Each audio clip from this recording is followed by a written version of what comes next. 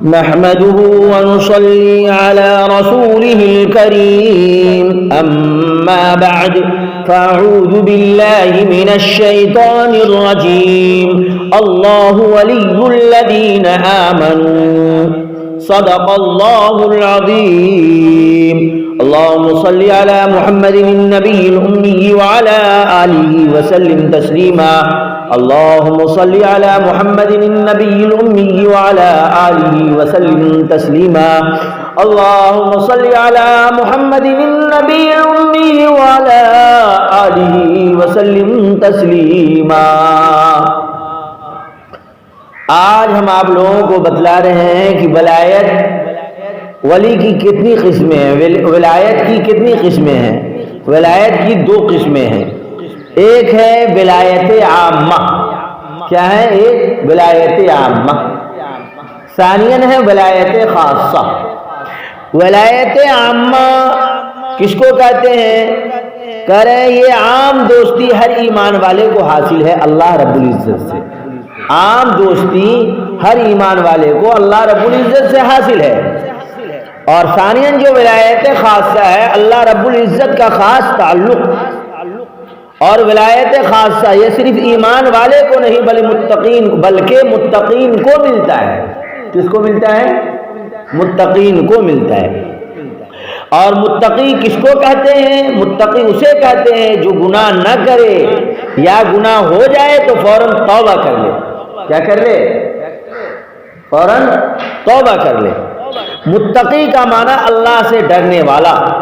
جو شخص گناہ نہیں کرتا وہ اللہ سے ڈرتا ہے، ابتداءً گناہ نہ کرے تب بھی متقی، ثانیاً اگر گناہ ہو جائے فوراً توبہ کر لے، استغفار کر لے تو بھی متقی۔ تو کہہ رہے ہیں بیعت کا اصل مقصد کیا ہے؟ کہ اللہ تعالی کی دائمی یاد نصیب ہو جائے۔ کیا ہو جائے امام صاحب؟ اللہ تعالی کی دائمی یاد نصیب ہو جائے، یہی بیعت کا مقصد ہے۔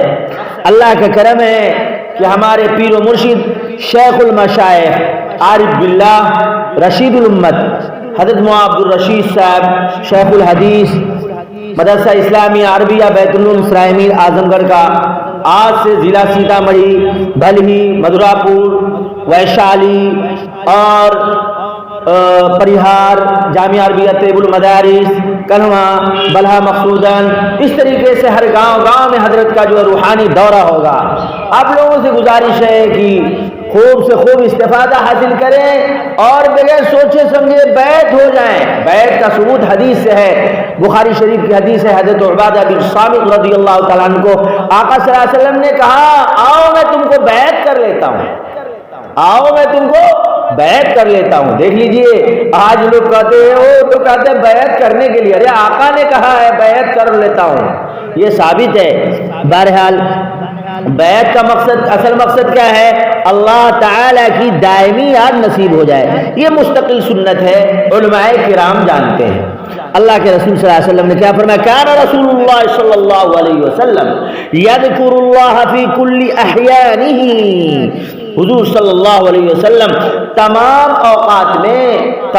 اوقات میں اللہ کو یاد کرتے تھے۔ کیا کرتے تھے؟ تمام اوقات میں اللہ کو یاد کرتے تھے۔ کیا ہے؟